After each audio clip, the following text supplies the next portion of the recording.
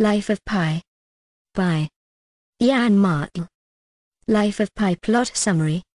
The novel begins with the author describing in an author's note his travels to India, where he meets a man named Francis Adirabasami in a coffee house in Pondicherry. His response to the author's claim that he needs inspiration is, "I have a story that will make you believe in God." After which he refers the author to Prasin Patel in Toronto, who immediately begins to tell his own story, starting in Chapter 1. As a teenager in Pondicherry, India, Pi Patel describes his family, himself, his parents, and his brother Ravi. He is constantly exploring new opportunities and learning many odd and exciting things.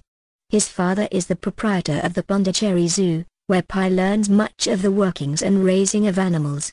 Pi's mother is an avid reader and introduces to him numerous literary works from which he learns the joys of numerous schools of thought.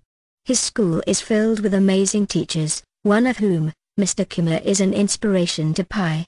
Deriving his full name, Piscine, from a world-famous swimming pool in France, his parents are good friends with Francis Adirabasami, from the author's note, a world-class swimmer who often goes on about the Piscine Militaire in Paris. He goes by Pi instead because his schoolmates make a big deal out of calling him Pissing instead, as it sounds similar. They all take to the name, and from that point on, his name is no longer Piscine but Pi. Pi grew up a Hindu, but discovered the Catholic faith at age 14 from a priest by the name of Father Martin. He is soon baptized. He then meets Mr. Kumar, a Muslim of some standing, and converts to Islam. Therefore, he openly practices all three religions avidly. When the three religious teachers meet up with his parents at the zoo, they demand that he choose a single religion, to which he announces he cannot. Throughout this section, Pi discusses numerous religious matters as well as his thoughts on culture and zoology. At age 16, Pi's father decides that Mrs. Gandhi's, the leader of India, political actions are unsavory and closes up the zoo to move to Toronto. He sells off a majority of the zoo animals to various zoos in America. The animals are loaded onto the same boat that the family will take to reach Winnipeg, Canada.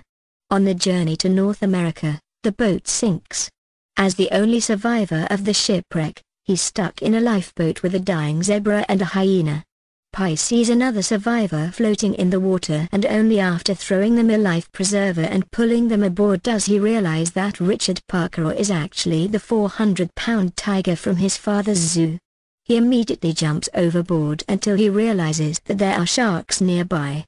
So, upon re-entering the boat, he wedges the tarpaulin up with an oar and decides he might survive if he can stay on top and keep Richard Parker beneath it.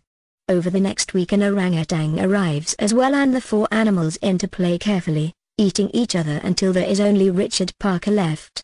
Over the course of the next 7 months aboard the lifeboat, Pi hides on a makeshift raft behind the boat and begins the process of taming Richard Parker with a whistle and treats from the sea, as well as marking his portion of the boat. He begins to get close to the tiger, developing the kind of bond a zookeeper does with his menagerie. After a while, Pi learns to kill and eat from the sea, sharing with the tiger. The two do not eat nearly enough though, and as time passes, they become quite ill.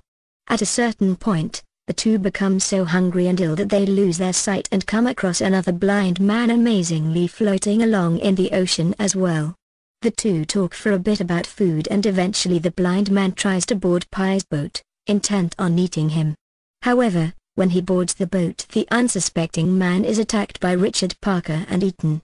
The tears from the situation eventually clear up Pi's vision, and they continue on alone in the boat. Still floating along alone and desperate, the two come across an island made of algae. They disembark and Pi begins eating the algae, regaining his strength during the day and sleeping on the boat. Richard Parker regains his strength from eating the meerkats who live on the island, sleeping in the trees during the night. Eventually, Pi realizes that they leave at night because of an acid produced by the island during the night hours. He eventually notices a tooth among the algae, evidence of another man having died on the island. They leave quickly as the island is apparently carnivorous.